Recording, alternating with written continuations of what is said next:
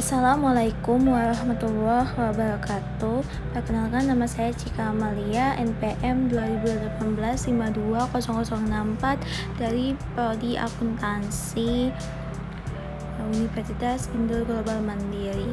Saya akan mempresentasikan hasil tugas SAK mengenai siklus akuntansi perusahaan jasa. Apa itu perusahaan jasa? Perusahaan jasa merupakan organisasi bisnis yang aktivitasnya memberikan layanan jasa kepada pelanggannya. Selanjutnya yaitu siklus akuntansi perusahaan jasa. Transaksi perusahaan jasa yaitu terdiri dari investasi pemilik atau calon pemilik, pembelian peralatan dan perlengkapan, pendapatan jasa, beban usaha, dan piutang usaha. Kemudian analisis dan bukti transaksi. Transaksi intern yaitu terdiri dari memo, faktur, dan nota. Sedangkan transaksi ekstern terdiri dari cek, kwitansi, dan bukti lainnya. Selanjutnya ayat jurnal umum. Terdiri dari kelompok A yaitu tanggal kejadian transaksi, kelompok B mencatat ayat-ayat jurnal transaksi, kelompok C tanda ayat jurnal yang telah diposting, kelompok D kolom debit, kelompok E kolom kredit, kelompok F judul jurnal, kelompok G halaman jurnal. Pengelompokan transaksi buku besar. Akun-akun dalam buku besar yaitu akun-akun real terdiri dari akun aset, akun ekuitas, akun-akun nominal yaitu akun pendapatan, dan akun beban. Pengelompokan transaksi buku besar. Bentuk buku besar yaitu ada bentuk T, bentuk skonto, bentuk strafel. Bentuk strafel terdiri dari 3 kolom dan 4 kolom.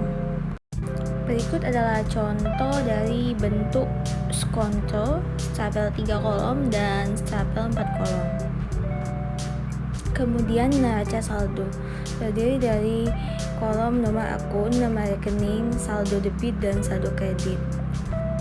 Ayat jurnal penyesuaian. 1. Beban yang masih harus dibayar. Ayat jurnal penyesuaiannya yaitu beban pada hutang. 2. Piutang pendapatan.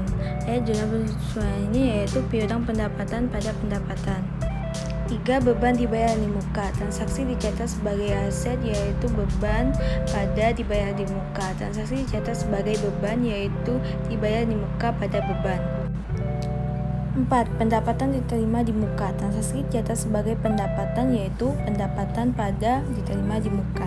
Transaksi dicatat sebagai hutang yaitu diterima di muka pada pendapatan. 5. Penyusutan. Beban penyusutan pada akumulasi penyusutan. 6. Perlengkapan yang digunakan. Beban perlengkapan pada perlengkapan. 7. Kerugian piutang. Beban piutang tak tertagih pada cadangan piutang tak tertagih. Neraca lajur. 1. Neraca lajur 6 kolom. 2. Neraca lajur 8 kolom. 3. Neraca lajur 10 kolom. 4. Neraca lajur 12 kolom. Laporan keuangan. 1. Laporan laba rugi terdiri dari pendapatan dan beban. 2. Laporan perubahan ekuitas terdiri dari modal awal, laba bersih, FIBE, kenaikan atau penurunan modal, dan modal akhir.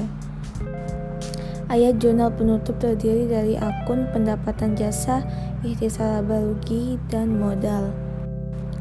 Ayat jurnal pembalik. 1. Beban yang masih harus dibayar.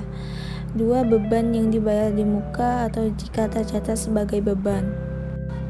3. Pendapatan yang masih akan diterima. 4. Pendapatan yang diterima di muka jika tercatat sebagai pendapatan. 5. Pemakaian atas perlengkapan. Jadi sekian presentasi dari saya ucapkan terima kasih. Wassalamualaikum warahmatullahi wabarakatuh.